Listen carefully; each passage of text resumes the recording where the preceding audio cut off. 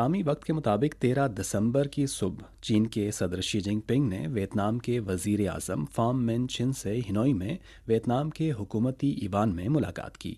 Xi Jinping ने निशानदेही की कि चीन वियतनाम ताल्लुकात वक्त के साथ साथ मज़ीद बेहतर हो रहे हैं। गुज़िश्ता रोज़ उन्होंने CPV के जनरल सेक्रेटरी निगोइन फोर्ट्रोंग के साथ मिलकर दोनों फरीकों के दरमियान ताउन की मुतअद्दिद दस्तावेज़ात पर दस्तखत की तकरीब में शिरकत की, जिससे चीन वियतनाम ताल्लुकात की वुसअत और गहराई की मुकम्मल अक्कासी होती है।